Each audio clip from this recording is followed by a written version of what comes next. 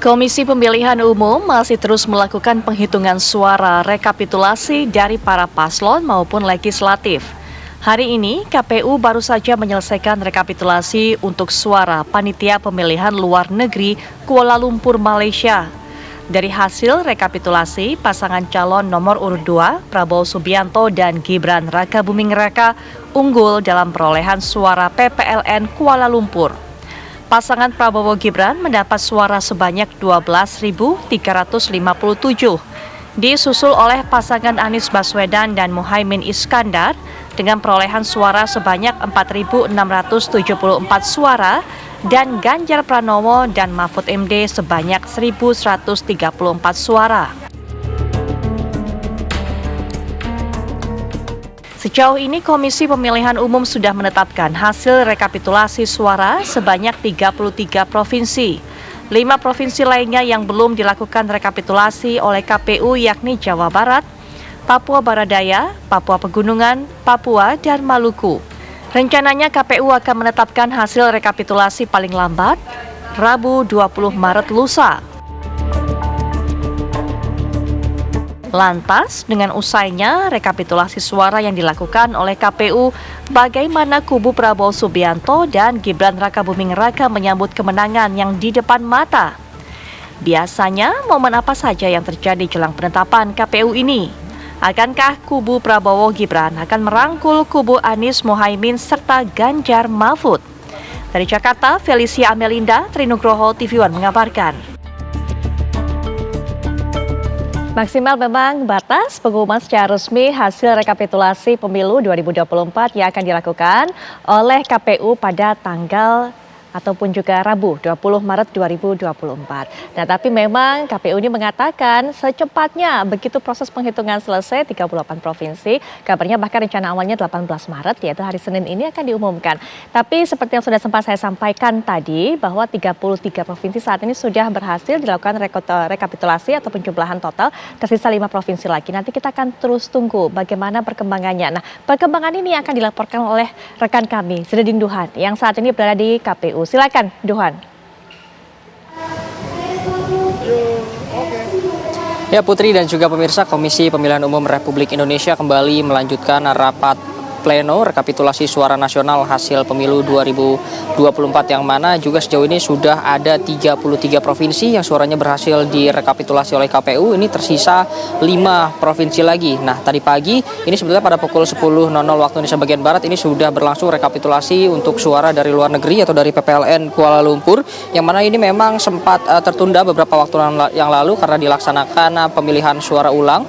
Lalu dari hasil suara ini, Putri Viola dan juga pemirsa, total ada 12.357 suara, yang mana dari sekian suara ini memang Prabowo Subianto dan Gibran Rakabuming Raka ini mendapatkan suara terbanyak di Kuala Lumpur dengan 6.266 suara, lalu disusul dengan pasangan calon presiden dan wakil presiden nomor urut 1 Anies Baswedan dan Muhaimin Iskandar dengan 4.674 suara, lalu di tempat ketiga ada Ganjar Pranowo dan juga Mahfud MD dengan 1.134 suara. Nah, dari 33 provinsi tadi yang sudah direkapitulasi, memang ini 31 provinsinya ini diunggulkan atau dimenangkan oleh pasangan Prabowo Gibran, dan 2 provinsi lainnya yaitu dimenangkan oleh Anies Baswedan dan Muhaimin Iskandar. Pada malam hari ini memang masih dilakukan skorsing nanti pada hingga pukul 20.30 waktu Indonesia bagian Barat, yang mana juga nantinya akan ada 2 provinsi yang akan direkapitulasi pada pukul 20.30 waktu Indonesia bagian Barat, yaitu Provinsi Jawa Barat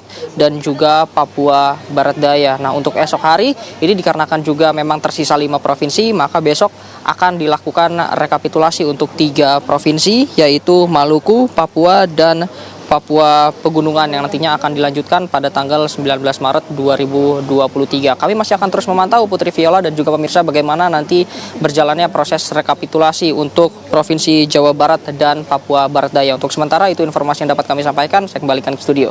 Baik, Duhan, terima kasih untuk informasi yang sudah Anda sampaikan. Anda sudah mendengarkan sendiri pemirsa bahwa pada hari ini akan dilanjutkan proses rekapitulasi untuk 2 provinsi dari 5 provinsi yang belum memang, yaitu Jawa Barat dan juga Papua Barat Daya. 3 yang tersisa, 3 provinsi lainnya akan dilanjutkan esok hari. Tapi kalau tadi mendengarkan apa yang disampaikan oleh rekan kita Duhan, Anda mungkin juga saya yakin sudah memantau bagaimana hasil rekapitulasi sementara dari KPU ini.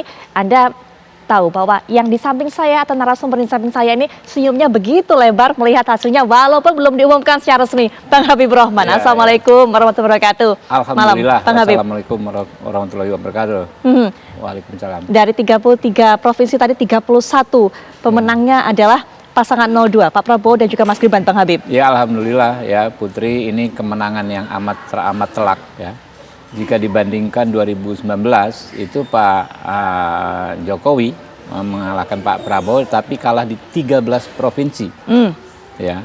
Ini Pak Prabowo menang ya, insya Allah hanya 2 provinsi yang belum menang, ya, yang belum menang. Jadi ini kemenangan yang menurut kami cukup telak ya, dan mungkin paling telak di antara pemilu-pemilu di era pemilihan langsung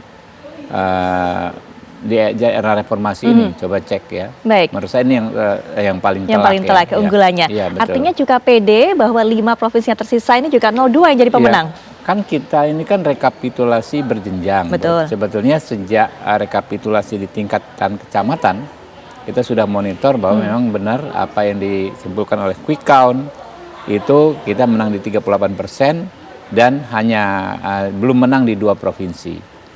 Jadi dari jauh hari mulai kecamatan kita sudah monitor, di kabupaten, di provinsi, tidak ada perubahan. Tidak ada perubahan. Nah, mengenai hal ini juga kita akan dengarkan pandangan dari narasumber berikutnya yang akan bergabung secara daring. Tapi sebelumnya juga sudah ada yang hadir menemani saya juga di sini, pengamat komunikasi politik Mas Nyarwi Ahmad yang sudah tiba baru saja menyelesaikan ibadah salat maghrib dan juga berbuka. Mas Nyarwi, Assalamualaikum warahmatullahi wabarakatuh. Selamat malam. Monggo, silakan duduk.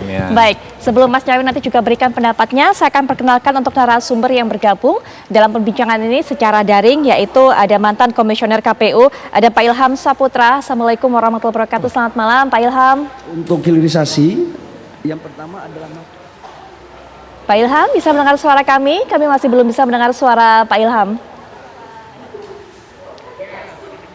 tembaga dan untuk Sepertinya masih ada kendala komunikasi dengan Pak Ilham, atau mungkin belum dipencet tombol unmute-nya. Silakan, Pak Ilham. Sudah. Baik. Sekarang baru Sudah. kami bisa mendengar. Mantap. Sekarang sudah bisa mendengar suaranya dengan jelas. Pak Ilham, bagaimana melihat hingga saat ini, hingga sejauh ini tinggal 2 hari lagi tersisa, kalau memang pada batas maksimal tanggal 20 Maret diumumkan, dinamika proses penghitungan, dinamika proses rekapitulasi yang terjadi di KPU. Pandangan dari Pak Ilham. Ya, saya kira memang undang-undang mengamanatkan KPU untuk melakukan rekapitulasi selama 35 hari maksimal. Dan itu akan jatuh pada tanggal 25 Maret yang tinggal 2 hari lagi. Sementara saat ini sudah tinggal 5 provinsi lagi yang akan melakukan rekapitulasi tingkat pusat di KPU. Nah, yang menurut saya paling penting adalah ya, agar kemudian dinamika yang terjadi di rekapitulasi di kabupaten dan di provinsi tidak lagi muncul ketika di rekap nasional. Karena ini untuk kemudian menghindari proses yang terlalu lama rekapitulasi yang ada di tingkat nasional.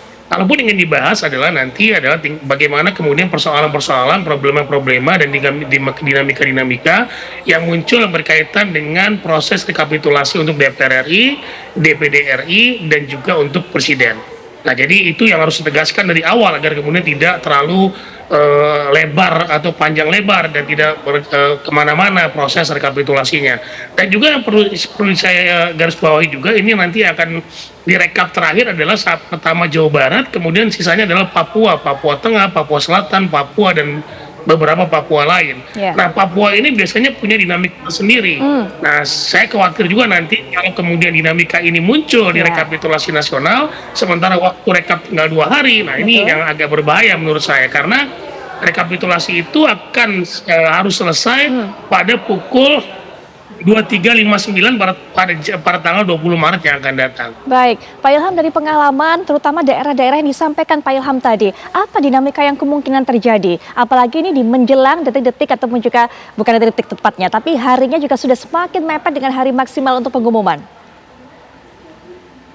Ya, saya kira Bang Habibie juga tahu betul tuh, Habibur Rahman tahu betul bahwa bagaimana Papua ini sangat penuh dinamika ya, bahwa mungkin termasuk juga deh soal geografis ya yang begitu luar biasa sehingga wajar mereka agak terlambat untuk rekapitulasi tingkat nasional. Tetapi juga di Papua ini biasanya ada persoalan-persoalan internal yang muncul. Misalnya saja dari sistem noken ya, noken dipersoalkan lagi walaupun menurut Mahkamah Konstitusi noken diperbolehkan gitu ya. Nah, kemudian juga nanti muncul internal antar partai, internal partai dan banyak lagi hal yang kemudian akan muncul. Nah, ini saya kira perlu dinetralisir dari sekarang bahwa persoalan-persoalan ini yang muncul di tingkat provinsi dan kabupaten kota jangan lagi mencuat ketika rekap nasional, tetapi kemudian itu sudah selesai dulu di provinsi dan di tingkat kabupaten kota. Nah, di nasional hanya membahas tiga pemilu saja, yaitu Pilpres, pemilihan DPD dan juga DPR RI. Baik, Mas Nyarwi, menjelang pengumuman hasil rekapitulasi ini juga semakin banyak demo yang kita lihat di KPU. Tuntutan masyarakat adalah transparan, terbuka kepada masyarakat. Dengan apa yang kemarin kita lihat, ada Sirekap juga yang banyak mendapatkan kritik. Bagaimana melihat ini? Sudah cukup terbukakah kemudian KPU menjelaskan prosesnya kepada masyarakat? Ya, saya kira pertama ya, dengan adanya Sirekap itu terlepas dari kelemahan, saya kira itu upaya untuk tahapan keterbukaan sebenarnya. Karena semuanya kan bisa menyimak sebenarnya, tetapi kan memang ada kelemahan-kelemahan yang kemudian memunculkan semacam kritik dan juga bahkan asumsi-asumsi ketidaktransparan. Padahal sebenarnya ini kan paradok ya, Sirekap dimaksudkan misalnya contoh untuk membuka keterbukaan dari hasil penghitungan, apalagi kemarin ada penghentian. Nah, ini hal-hal seperti ini ya, itu yang kemudian saya kira menjadi perhatian dari para peserta pemilu ya, tidak hanya Pilpres juga Pileg saya kira. Nah, yang kedua Putri ya, itu saya lihat terkait dengan ini fairness dalam kompetisi dan mungkin tidak KPU tapi Bawaslu yang kemudian jadi sorotan ya, terkait dengan misalnya adanya laporan-laporan ya, dari semua pihak lah saya kira. Nah, tapi memang yang paling utama saya lihat itu sorotannya ke Pilpres ya, ke Pilpres, dan ini yang saya kira menjadi proses penyelenggaraan pemilu itu akan memunculkan ya ketidakpuasan satu sisi, tapi juga kepuasan di sisi yang lain yang menang khususnya gitu. Betul. Jadi ada pihak yang merasa misalnya dengan data sementara yang dikumpulkan masing-masing maupun dikonfirmasi maupun dari mungkin beberapa terakhir walaupun Sirekap terakhir belum kita simak ya. Itu mengindikasikan misalnya kemenangan. Nah, itu bagi pihak yang menang tentu itu kabar gembira, tapi bagi pihak yang belum tentu menang atau kira-kira suaranya kurang itu masih bikin was-was. Nah, itu untuk Pileg ya khususnya. Nah, kalau untuk Pilpres, nah ini kan isunya lebih dalam lagi. Karena apa? Karena sejumlah pihak juga yang tidak puas itu kan mendorong isu TSM ya yang kita dengar ya. Nah, itu yang saya kira menjadi PR khususnya, dan yang di tengah ini semua ini kan KPU. Dan ada juga Bawaslu, ada juga DKPP di sana. Jadi penyelenggara pemilu saya kira menjadi aktor penting ya yang menjaga sejauh mana pemilu kita itu nantinya bisa meyakinkan semua pihak bahwa ini loh hasil pemilu kita gitu. Silahkan misalnya ada kelemahan ya silahkan dilihat, ada mekanisme hukum misalnya sengketa di MK misalnya seperti itu dan seterusnya. Jadi saya kira memang kita harus mensupport secara moral ya kepada KPU untuk lebih percaya diri gitu. Apapun nanti hasil yang dikerjakan termasuk sisa 5 provinsi ini ya itu nanti bisa diumumkan dengan baik, dengan transparan juga. Adapun pihak-pihak yang menggugat yaitu ada mekanismenya. Saya kira itu Putri ya, terlepas dari kalau kita isunya melebar kemana-mana pemilu ini nggak bakalan selesai kira-kira gitu.